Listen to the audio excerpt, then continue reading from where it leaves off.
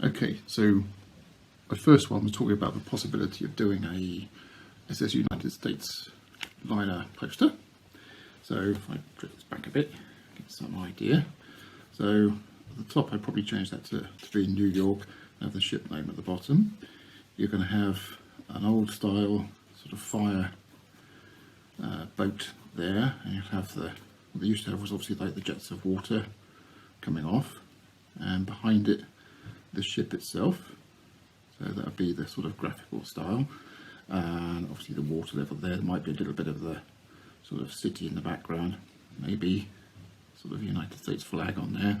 I can try that out because I've got one from a previous poster, and this would aim to be the same sort of format, so it'll fit in sort of poster frames, also down to smaller sizes like 20 by 16 or even a 10 by 8, A5, A4, A3, those sorts of sizes.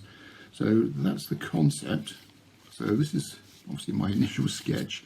It won't quite look probably like this. Will aim to be a rough thing. This is just so in my mindset I can see visualize what I'm kind of aiming to achieve, and equally hopefully you can see how it's going to turn out. So that's the concept. Next stage I'll thrash out a background with a rough shape on it, and we can talk a bit further about possible changes or things I'm going to include on that. Things that might be interesting will be the spray and trying to get that sort of semi-see-through, but not looking like fog, so that could be interesting. Okay, so I've now moved on to a slightly more advanced level. I've actually started laying out the poster just in my mind's eye to see what it would actually visually look like with the water jets and the title, etc., and the flag. These shapes bear no resemblance to the finished article. They're just there to give me an idea, a visual clue, before I start going ahead and creating the other bits and pieces.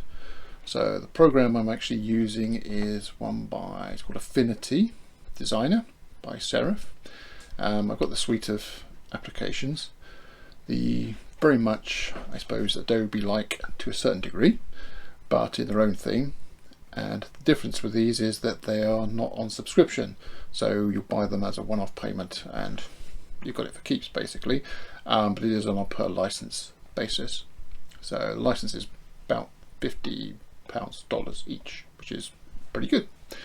So over the right hand side here we can see our panels, our layers, so we can turn things on and off, and that's where we will create our various different groups as we go through it. So what I've obviously started looking at is fireboats, so I've got to find one that looks suitable that I can actually create the illustration for that, with obviously the fire hoses on it, the water jets, and then a bow shot of the SS United States, which should be pretty easy to find, I would hope, and then I can start putting in as ghost images and creating the illustration over the top. So that's where I am at the moment, and down the bottom here I will have some form of pseudo reflection going on. That will be fairly calm waters with sort of ripples on it. The background to the right and behind will be a fairly ghosted out kind of cityscape or some kind of image there to give the impression of land in the background. And next stage I will look at, I think, starting with the fireboat. That's in the foreground. I can create that in the foreground, and then once it's done I can use the locking options on layers to actually lock that, or even hide it, so I can then create the ship as well. So on to the next phase.